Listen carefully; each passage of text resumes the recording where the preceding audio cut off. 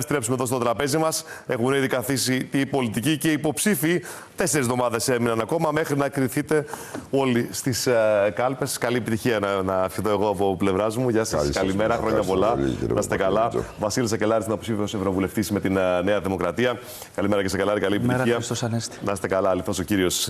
Καλή επιτυχία και εσάς, κυρία Καλουδιώτη. Μαρία Καλουδιώτη, υποψήφια ευρωβουλευτής με το ΣΥΡΙΖΑ. Χρόνια πολλά σε εσάς και στους να είστε καλά. Προοδευτική Συμμαχία. Και ο Πέτρος Φιλίππου, υποψήφιος ευρωβουλευτής με την Νέα Αριστερά. Ευχαριστούμε πολύ για την πρόσκληση. Σας φιλοξενήσει με άλλη ιδιότητα στο παρελθόν, κύριε Φιλίππου.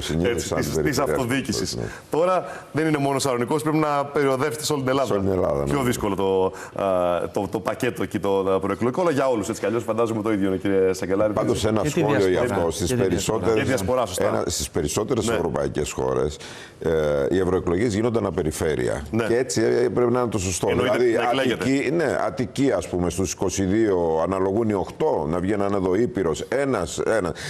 Γιατί έτσι πιο τοπικά γίνονται και γνωστοί άνθρωποι που θα μπορούσαν, ενώ τώρα ποιοι συνήθως βγαίνουν, οι γνωστοί για κάποιο λόγο. Νομίζω η δυσκολία είναι ότι έχουμε λίγους πλέον ευρωβουλευτές, 21. Άρα είναι δύσκολο να γίνει η μοιρασιά. Εντάξει. Είχαμε και πιο πολλούς, δηλαδή η Γερμανία που έχει 100, τους μοιράζει πιο εύκολα. Νομίζω είναι το πιο σωστό αυτό για μένα. Παρά έτσι δηλαδή, γιατί βλέπετε ποιοι βγαίνουν συνήθως, δεν βγαίνουν αξιόλογοι άνθρωποι, επιστήμονες που έχουν σπουδάσει, που γνωρίζουν ευρωπαϊκά θέματα και βγαίνει ο Χ, να μην πω ποδοσφαιριστής ή ηθοποιός. Εντάξει, εδώ και δεν θέλω να κρίνω κανέναν, αλλά είναι και λίγο να σου πω κάτι. Επειδή το λέμε αυτό, το λένε πολλοί, εντάξει, ισχύει. Αλλά είναι και λίγο και υποχρέωση των πολιτών. Είναι να σου πω κάτι, η δημοκρατία έχει και απαιτήσεις. Είναι απολύτω βαλαιμό απαιτήσει από τον πολίτη. Να κάτσει λοιπόν να πει ποιος είναι ο Βασίλης Σακελάρης, τον είδα σήμερα στην ΕΡΤ, δεν το ξέρω. Ποια είναι η Μαρία Καλουδιώτη, είπα ότι φορά τη βλέπω. Να διαβάσω τι έχει γράψει αυτή η γυναίκα, συμφωνώ με τις απόψεις της. Τι έχει κάνει. Μπορεί να συμφωνώ, μπορεί να μου αρέσει. Θέλει δουλειά δηλαδή. Το ποσοστό των πολιτών και όλοι ψηφίζουν αυτό που βλέπουν. Είναι ποδοσφαιριστής κάποιος για το. Όχι ότι δεν είναι αξιόλογος, δεν ήθελα κι εγώ. Θα το υπερασπιστώ αυτό το πράγμα, ότι δεν είναι αξιόλογο. Όχι, συμφωνώ μαζί σας και εγώ δεν ήθελα να φέρω παράδειγμα. Έχουμε εξαιρετικά μυαλά και εκεί. Όχι, κατάλαβα ότι αυτό που λέει ο κ. Φιλίππου δεν είναι να το μειώσει. Είναι ότι να βγεις μόνο επειδή είσαι ποδοσφαιριστής. Τώρα που στον κλάδο της γιατί είναι γυμνάστρια και το καταλαβαίνω. Όχι, είμαι γυμνάστρια και έχω και παρυφές στο θέατρο. Είναι πολύ σημαντικό λάθος το παράδειγμα, αλλά δεν έχω κάτι να πω. Είναι πολύ σημαντικό επίσης κάποιος να είναι διαπρεπής στον κλάδο, το όποιος κλάδος και να είναι αυτός. Ακριβώς. Λοιπόν, πάμε λίγο να δούμε λίγο την πολιτική επικαιρότητα για να ξεκινήσουμε με εσάς, κυρία Καλουδιώτη, για να απαντήσει μετά και ο κύριος Σακελάρης και φυσικά να κάνει το σχόλιο ο κύριος Φιλίππου. Σε τι πράγμα, σε αυτά τα οποία έχει πει τις τελευταίες μέρες ο κύριος Κασελάκης και έχουν ξεκινήσει μία κόντρα, να το πούμε έτσι, με τη Νέα Δημοκρατία. Όχι ότι είναι περίεργο, σε κάθε προεκλογική αναμέτρηση η κυβέρνηση με την αξιωματική αντιπολίτευση έχουν κόντρα. Εδώ όμως τι βλέπουμε?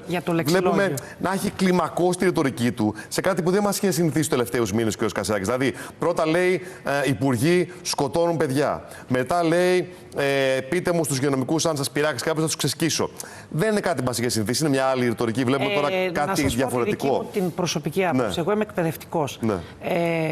Και είμαι και παλιά, δεν είμαι νέο παιδί. Θυμάμαι λοιπόν στην πολιτική όταν φτάνουν οι εκλογές, εντείνεται η κατάσταση και χρησιμοποιούνται λέξεις. Δεν πρόκειται να ξεχάσω ποτέ το 2008 επί Γρηγορόπουλου που όλη η Ελλάδα και οι πολιτικοί φωνάζαν κυβέρνηση δολοφόνων. Δεν πρόκειται να ξεχάσω το Σιμίτη στη Βουλή να μιλάει για τον Ντεμπονέρα κυβέρνηση δολοφόνων.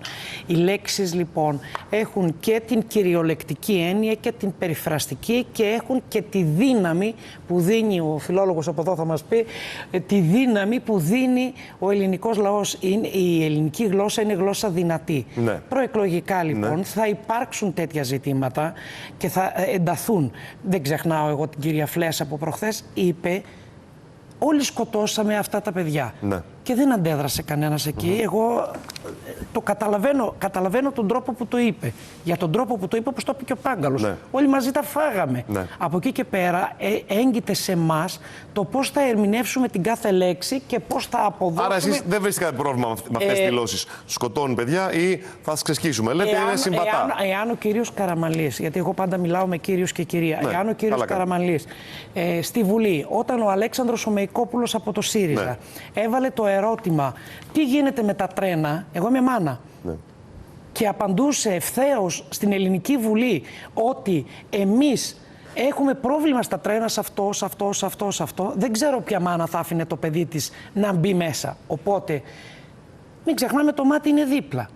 Η αντίστοιχη τότε αντιπολίτευση πάλι για κυβέρνηση δολοφόνων μιλούσε. Ναι.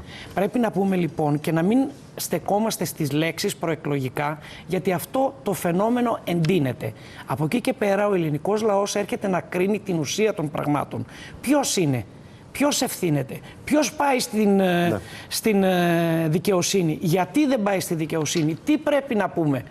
Ο ελληνικός λαός κρίνει πάντα. Είπατε προηγουμένως, θα κρίνει αν θα πάει ο τάδε ποδοσφαιριστής ή ο τάδε ηθοποιός. Ναι. Εγώ τον ελληνικό λαό τον τιμώ. Από εκεί και πέρα, αν προδίδεται, και εμείς προδιδόμαστε. Άνθρωποι, ας πούμε, που έχουμε μία πορεία και μία αξία και μία διαφορετική, ας πούμε, προσέγγιση των πραγμάτων λόγω σπουδών. Λοιπόν, για να δούμε πώς το βλέπει ο κ. Σακελάρης και αυτές τις δηλώσεις. Ακούσατε τι είπε, λοιπόν, κύριε Καλουδιώτη, για όσα είπε ο Στέφανος Κασελάκης. Και ανέφερε επίσης και κάτι που είπε μια συνυποψήφιά σας. Να συμπληρώσω μόνο μία λέξη. Ναι. Γιατί υπόθηκε και προχτές το ξεσκίσω, γι' αυτό θα το πούμε και αυτό. Ναι, το ξεσκίσω. Ναι. Μα ο Άδωνης είναι τώρα εδώ, δίπλα μας. Ναι. Θα τους λιώσω, έλεγε ο Άδωνης. Δηλαδή, αυτά τα πράγματα χρησιμοποιούνται προεκλογικά. Και να πω ότι η ελληνική γλώσσα έχει τέτοια δυναμική που δεν μπορεί να την αγνοήσουμε. Πάμε στο θα χρησιμοποιηθούν αυτές οι λέξεις. Θέλω να πω πως, ειδικά από νέους ανθρώπους που ασχολούνται με την πολιτική, το τελευταίο που περιμένει κανείς είναι ένας τοξικός πολιτικός διάλογος.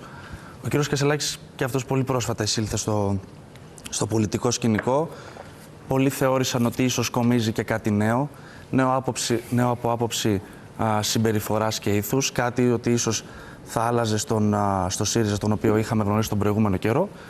Αλλά πριν αλέκτορ λαλήσει, είδαμε μια ρητορική την οποία είχαμε συνηθίσει, μια προσπάθεια επαναφοράς στην τοξικότητα. Στην ουσία είναι ο παλιός ΣΥΡΙΖΑ με λίγη χρυσόσκονη από πάνω, πασπαλισμένος. Θεωρώ ότι δεν δικαιολογούνται τέτοιες εκφράσεις. Θεωρώ ότι και θεωρούμε σαν χώρος ότι προέχει ο πολιτικός πολιτισμός.